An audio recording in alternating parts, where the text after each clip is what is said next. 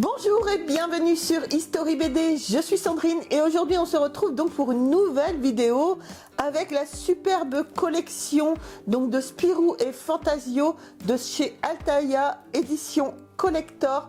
Vraiment une très belle collection que je vous conseille. Mais pour faire cette vidéo, c'est mon ami Chris qui va me rejoindre donc de chez Chris Collection. Alors Chris fait sur sa chaîne YouTube les montages de maquettes de... Alors il a l'Alien, l'Alpine, la moto de Valentino Rossi, l'Harley de Johnny. Me demandez pas le nom, je ne sais pas. Il fait... alors qu'est-ce qu'il fait d'autre? Il fait Batman, il fait la Jeep de Tintin. D'ailleurs...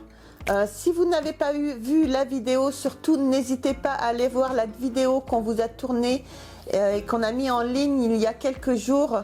Vous avez un superbe cadeau à gagner, vous pouvez gagner la Jeep de Tintin.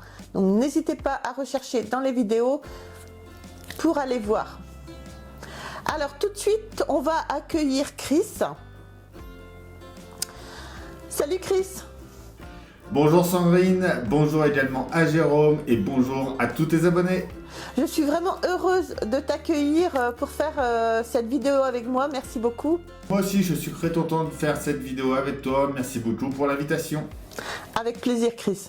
Alors je sais, parce que sinon forcément je t'aurais pas dit de venir dans cette vidéo avec moi, je sais que tu fais également cette collection de Spirou et Fantasio. En tout, je fais la collection, donc voilà les 17 premiers numéros qui sont sortis et que j'ai déjà récupérés.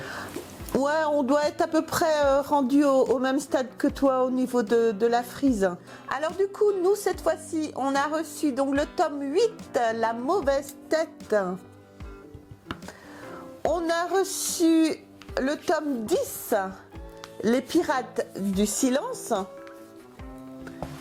Et on a reçu le tome 39, donc Spirou à New York. Donc voilà, je vous présenterai la frise au prochain tournage, la frise qui va s'agrandir. Et je vous présenterai aussi les prochains tomes comme on fait d'habitude. Alors Chris, peux-tu nous dire ce que tu penses de cette collection? Je suis content, oui, de la collection, ça fera une belle frise, surtout à la fin. Le seul souci que je trouve dessus, moi, c'est qu'ils auraient dû les sortir dans l'ordre 1, 2, 3, 4, etc.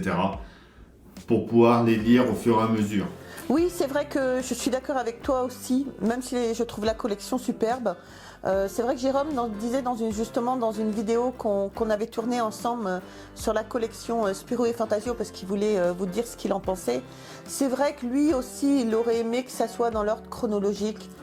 Voilà, parce que c'est vrai que parfois, alors il n'y a pas un suivi d'histoire, une BD normalement c'est une histoire, mais vous pouvez avoir quand même un fil conducteur d'une BD à l'autre, donc c'est vrai que les lire dans l'ordre chronologique c'est toujours mieux.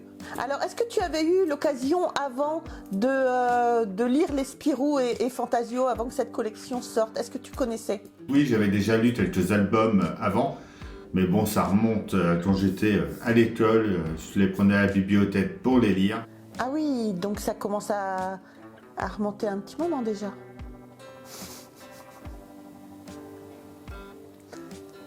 Alors sur toute la collection qu'on a eu pour l'instant, lequel tu préfères des tomes?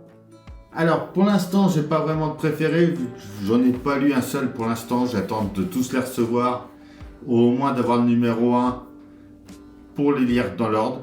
Mais ma fille, elle, les lit au fur et à mesure. Ok, d'accord. Donc du coup, on se fera une vidéo plus tard pour nous dire comment tu en penses et lequel tu préfères. Mais je trouve ça mignon que ta fille les lise. Je sais qu'elle est toute jeune, donc c'est pas trop de son âge. Donc je trouve ça mignon qu'elle s'intéresse à cette collection, une future passionnée aussi. Alors du coup, une autre question, est-ce que tu recommandes cette collection? Je recommande cette collection pour tous ceux qui aiment Spirou et Fantasio. Franchement, c'est l'idéal, et en plus pour avoir la belle frise à la fin, je trouve ça vraiment bien pour mettre en valeur la collection de BD. Oui, c'est vrai qu'elle va être superbe quand même, la collection, une fois qu'elle sera toute finie, une fois qu'on aura la frise, c'est vrai qu'elle elle sera superbe. Du coup, toi, Chris, tu fais cette collection chez le marchand de journaux, il me semble. Oui, moi je la fais en presse, je préférais, vu comme ça me fait 2 BD dans le mois à payer. Peut-être les collections avec l'envoi par Altaïa, ça en faisait 4, donc ça faisait un budget plus important.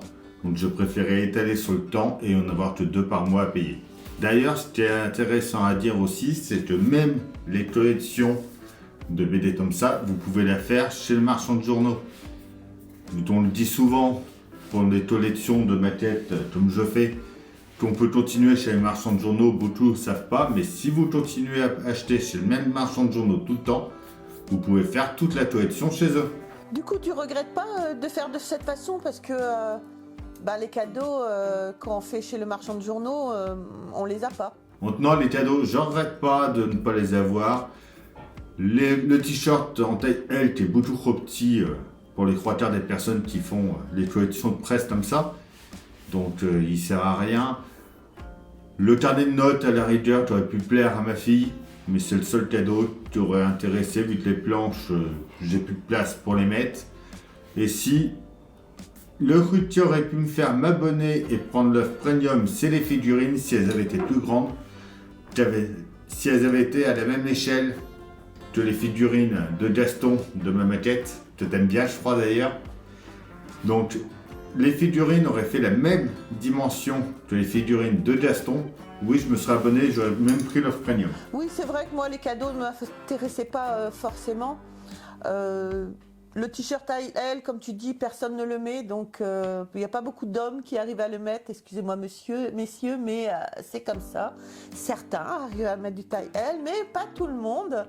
Et voilà, moi, ce qui aurait pu m'intéresser, c'était les figurines et les 2 serre-livres que je trouvais vraiment sympas. D'ailleurs, Chris, arrête de me narguer, s'il te plaît, avec ta voiture de Gaston, que je regrette vraiment d'avoir loupé. D'ailleurs, si jamais tu n'as plus de place, comme tu le dis, je peux t'envoyer en message privé mon adresse. Si jamais la voiture de Gaston te gêne, moi, il n'y a pas de souci, hein, si ça peut t'aider. Donc voilà Chris, je te remercie énormément d'avoir fait cette vidéo avec moi, d'avoir pris du temps, je sais que tu es débordé aussi avec tous tes tournages, d'avoir pris du temps justement pour faire cette vidéo avec moi, merci beaucoup. Encore un grand merci à toi de m'avoir invité, je vous dis à bientôt, bye. Eh ben écoute Chris, c'était vraiment avec grand plaisir. Donc voilà les amis, je vous remercie beaucoup d'avoir regardé cette vidéo et que j'ai pris un réel plaisir à tourner justement avec Chris. Merci beaucoup de l'avoir regardé. Alors surtout, n'oubliez pas, on s'abonne, on like, on nous rejoint sur les réseaux sociaux, Facebook, TikTok et Instagram. Vous pouvez aussi dès maintenant devenir membre soutien de la chaîne si vous le désirez. Et puis n'hésitez pas à nous laisser des commentaires. Sur ce les amis, moi je vous embrasse très très fort. Et puis on se retrouve très vite pour des prochaines vidéos. Bye!